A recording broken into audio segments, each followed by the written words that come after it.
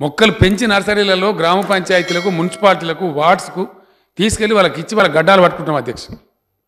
పెడితే లేరు, నిర్లక్ష్యం వహిస్తూ ఉన్నారు. మరి ఎవరు చేయాలి అధ్యక్ష? ఏ రోజుకైనా మనం మేల్కోవాల్సిందే తప్ప మనం బాగుపడాలంటే, మనం చెట్టు పెంచాలంటే అమెరికా వాడొచ్చి పెంచాడు కదా అధ్యక్ష, పొరుగు దేశం వాడొచ్చి పెంచాడు కదా. ఏ రోజుకైనా సరే మనమే మేల్కోవాలి. మనం భయంకరమైన ఎండ వేడిమి రావద్దంటే 2-3 డిగ్రీల ఎండ తగ్గించాలి, టెంపరేచర్ తగ్గించాలన్నా, మన భవిష్యత్ తరాలు గొప్పగా బతకాలన్నా, మనకు చాలా పరిశుభ్రంగా ఉండాలన్నా అవసరమైన ఆక్సిజన్ కొనుక్కుంటాం అధ్యక్ష. ఆక్సిజన్ క్లబ్స్ వస్తూ ఉన్నాయి హైదరాబాద్లో. ఇది సిగ్గుచేటు మనకు. బంజారా హిల్స్లో అధ్యక్ష నా చిన్నతనంలో చూసిన ఫ్యాన్ ఉండేది కాదు అధ్యక్ష, అంత చల్లగా ఉండేది పరిస్థితి హైదరాబాద్. ఇప్పుడు హైదరాబాద్ వస్తే మళ్ళీ ఊరికి వస్తే తెల్లగాయటోడు అధ్యక్ష. ఈయన గనిపెడ నీళ్ళు పడేరా అంటారు మన ఊళ్ళలో. అటువంటి హైదరాబాద్ ఇలా కాంక్రీట్ జంగల్ అయిపోయి ఎయిర్ కండిషన్ లేకపోతే బతకలేని పరిస్థితులు వచ్చేసినాయి అధ్యక్ష. ఆక్సిజన్ క్లబ్బులు వెలుస్తూ ఉన్నాయి హైదరాబాద్లో. ఇది ఏ విధంగా సమంజసం అవుతుంది? ఎట్లా సమంజసం అవుతుంది మనకు? కాబట్టి ఈ విషయంలో మటుకు గౌరవ సభ్యులకు నేను మనవి చేస్తూ ఉన్నా.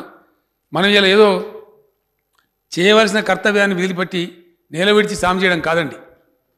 అడవులను నష్టపోకుండా చూసుకోవాలా, అక్కడ గిరిజనుల హక్కులను రక్షించాలా, ఈ పొడు భూముల వివరం కూడా ఒకసారి తేల్చేయాలా. నేనే బయలుదేరుతా అధ్యక్ష. అన్ని జిల్లాలకు అన్ని డివిజన్లకు నేనే స్వయంగా పోతా. నేను ఒక్కరిని కాదు, మొత్తం మంత్రివర్గాన్ని, అధికార గణాన్ని, అటవీ శాఖ ఉన్నతాధికారులను, చీఫ్ సెక్రటరీ గారిని, రెవెన్యూ సెక్రటరీ గారిని అందరిని తీసుకెళ్ళి ప్రజా దర్బార్లు పెట్టి ఇగో ఇది పోడు భూమి, ఇగో ఇది మీ పట్టా అని ఇచ్చేస్తాం అధ్యక్ష.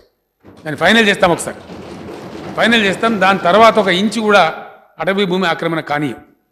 ఎందుకంటే పొరుగు రాష్ట్రాల నుంచి గొత్తికోయలు వచ్చి వాళ్ళు ఇష్టం వచ్చినట్టు నరికేసి ఇలా చేస్తూ ఉన్నారు అధ్యక్ష. మన గిరిజనులు నష్టపోయే పరిస్థితి, మన ప్రాబ్లం మనం దెబ్బతినే పరిస్థితి.